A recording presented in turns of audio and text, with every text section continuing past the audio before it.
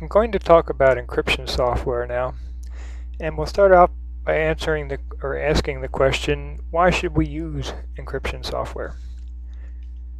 Well, if you have any data on your computer that you don't want other people to see, you should be using encryption software. This includes important financial data like Quicken, things like that, passwords, or important documents. The software program I'm going to talk about today is Truecrypt on-the-fly encryption from Truecrypt.org. And yes, it's free. When you start Truecrypt, you're going to see this this control panel here.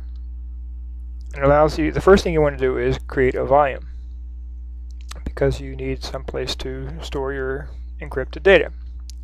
So you click on the Create Volume button there, and it brings up the wizard, and you want to create a standard Truecrypt volume.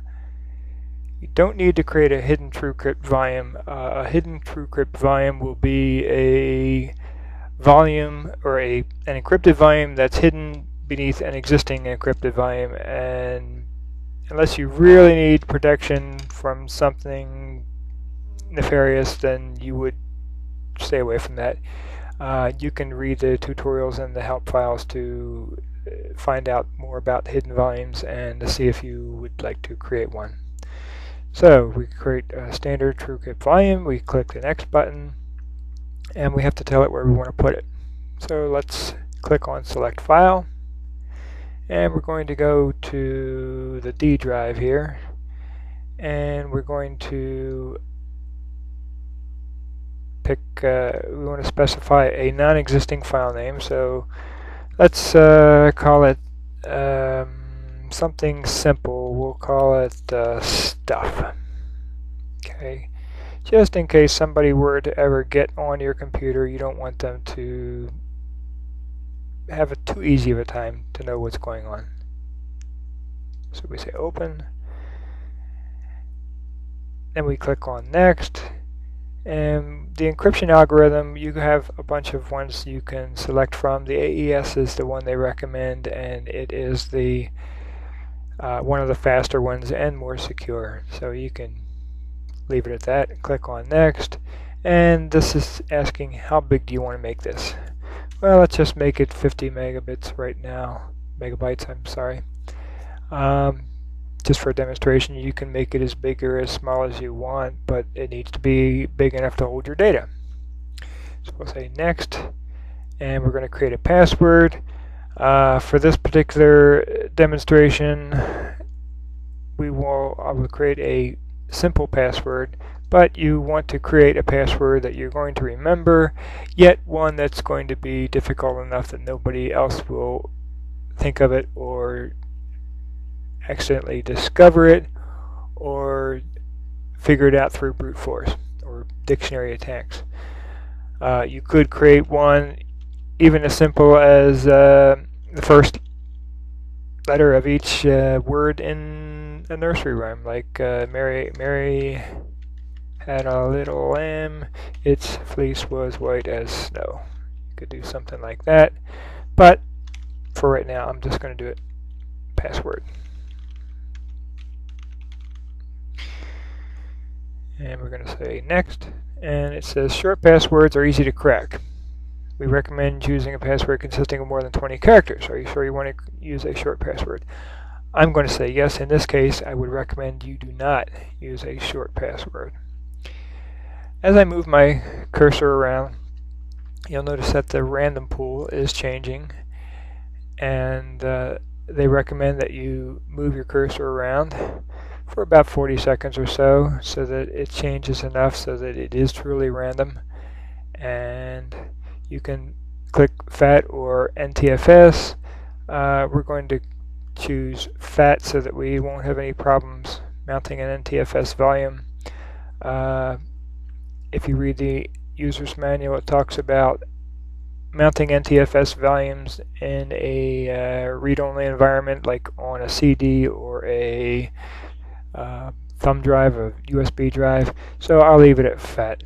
I don't have anything that requires NTFS anyway. Alright, so we've moved our cursor around enough. I'm going to click Format, and it's going to go ahead and do it. It tells us that it's done, and unless we have another one to do, we're going to click Exit.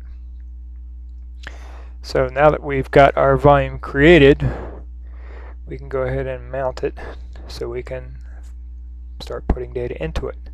We click on Select File, we go find it, it's under the D drive, it's called Stuff, we say Open, and we have to pick a drive letter to mount it on because this will appear as another drive. Let's just pick the Z drive, what the heck, and we say Mount, and it's going to ask us for the password. I'm going to type in password, hit OK, and it mounts it.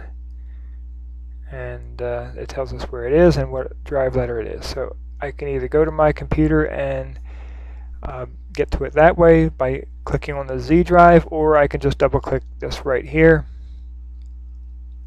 and it brings up the Z drive. From here I can put files into it as I want. I would put my password files, things like that. My Quicken data, I've moved into an encrypted volume. Okay, now that we've got that one created, let's go ahead and make another one, and this time we're going to make it with a little bit stronger protection because we're going to use a key file. So I'm going to click on Create Volume, Standard Volume, select the file. We'll stay in the D drive,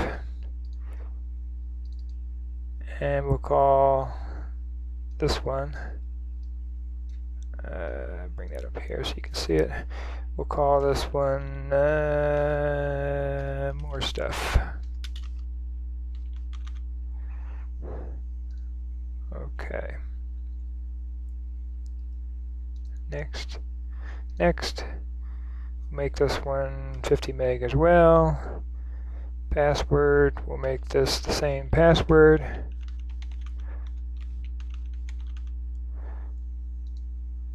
And this time we're going to use a key file.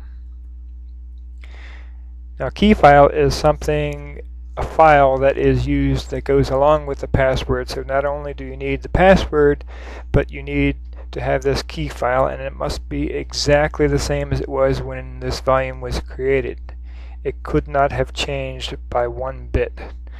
Okay, so if you have a text file or something that you've created and use as a key file, if you add a space or delete a character or even move a letter from here from the beginning to the end, it will fail as the key file if you try and open it up because the file has changed.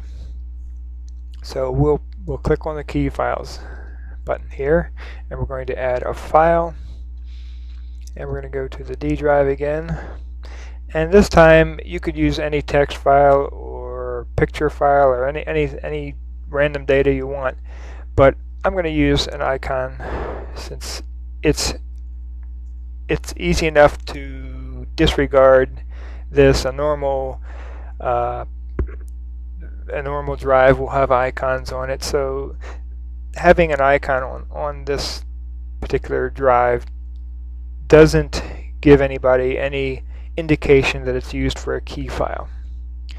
Okay, it just looks like any normal file. So I'll click on Open there, and then you can see my key file is there. You can add more key files if you want.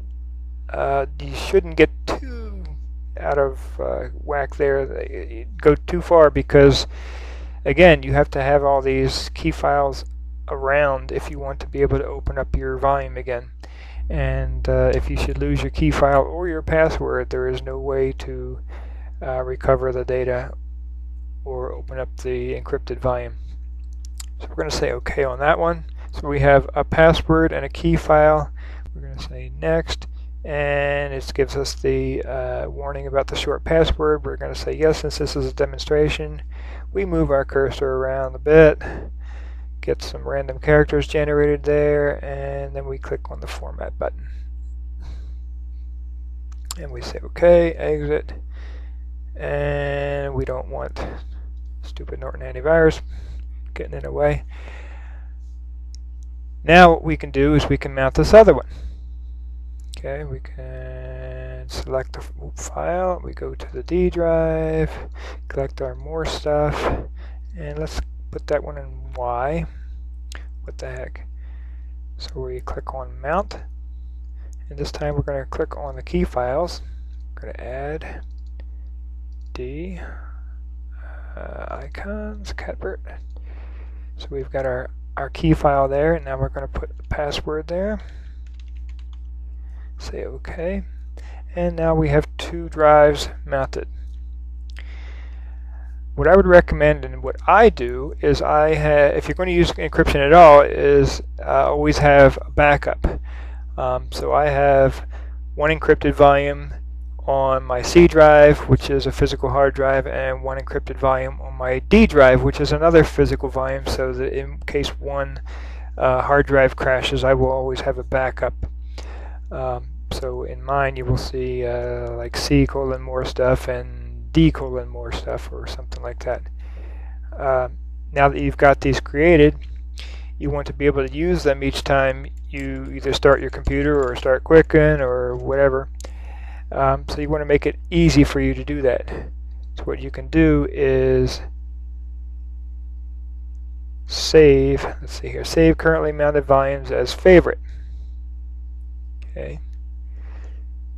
So that each time you go in and you want to mount them, you type in the passwords and the key files for each of them at the same time, and it will mount them for you whenever you click on Mount Favorite Volumes.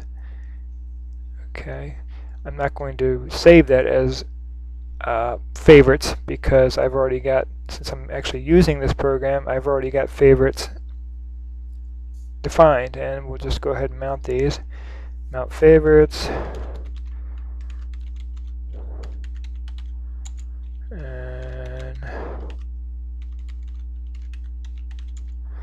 as you can see, my favorites my volumes are 255 megs in size. One of them is on the D drive as a backup, and the other one is on the C drive as my normal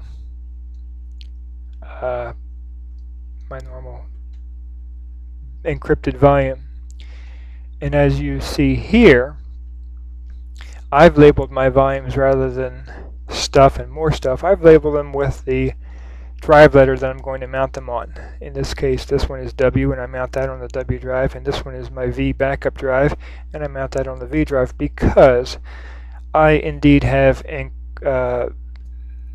passwords and Quicken data in my encrypted volumes, and in order to use the files quickly and the database capabilities of the passwords, they have to know where the files are, where the database is, where the Quicken files are, so that if I keep them on the same drive letter all the time, in this case the W drive, it will know that I can point my Quicken program to the W drive, and there's my Quicken data.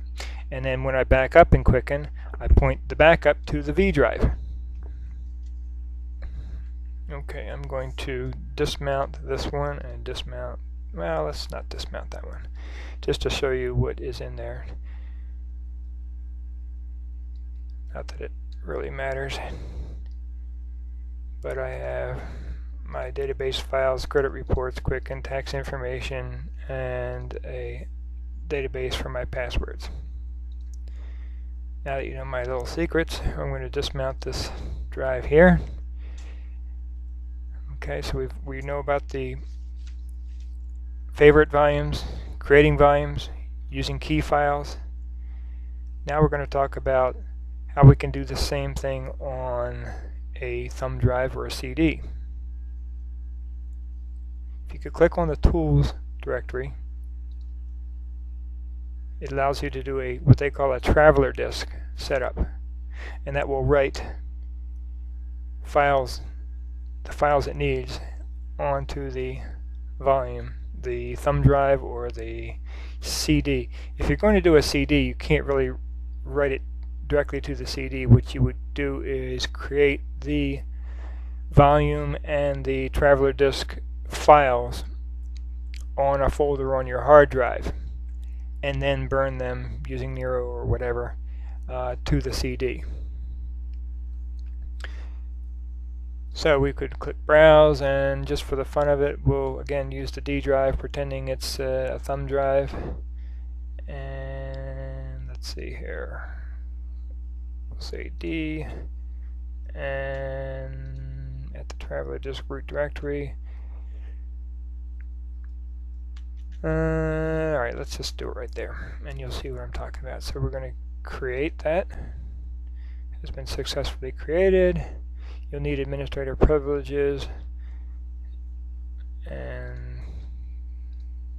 let's see here. So now if we go to the D drive, you'll see that it created this file, and it also changed this file.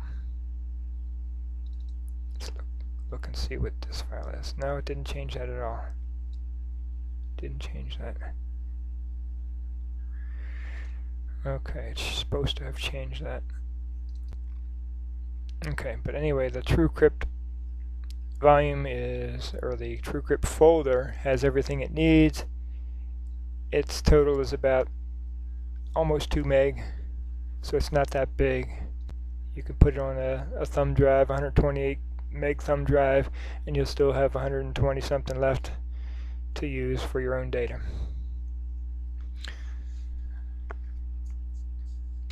I'm going to plug in a thumb drive that I've already created a traveler disk on, and this one has the auto run correctly defined, and it asks me if I want to start Truecrypt. I'm going to say no, since it's already running. I'm just going to open the folder to view the files.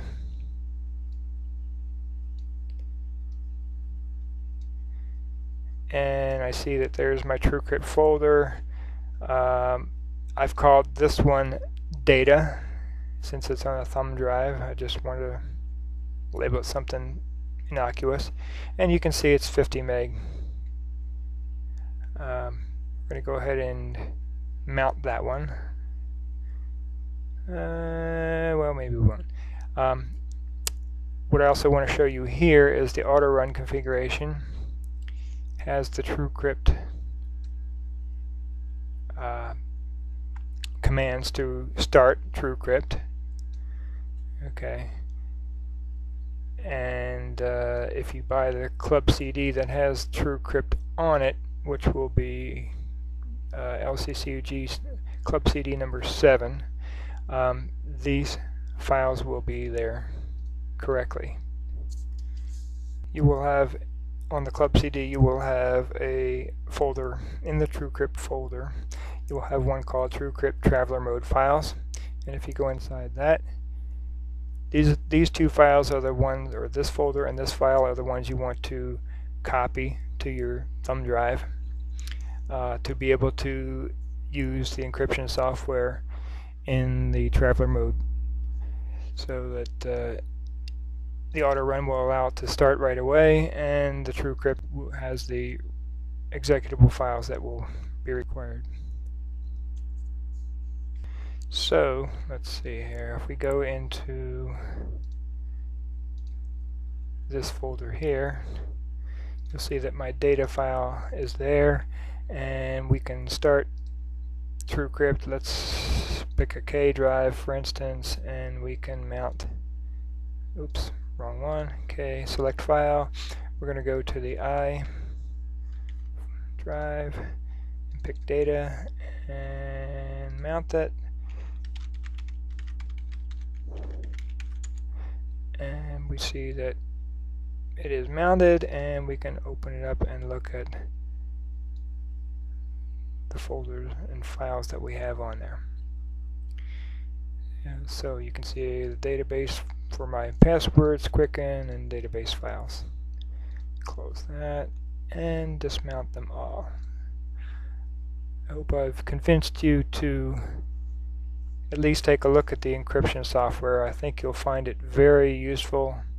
And one thing I did not mention in a reason why you would want to use encryption software is theft.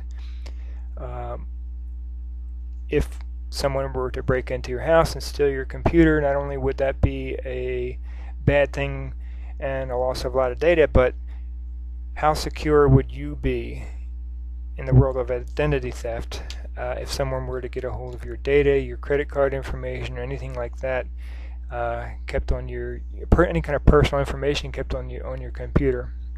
So at least with this, you can set up an encrypted volume and put sensitive data into it.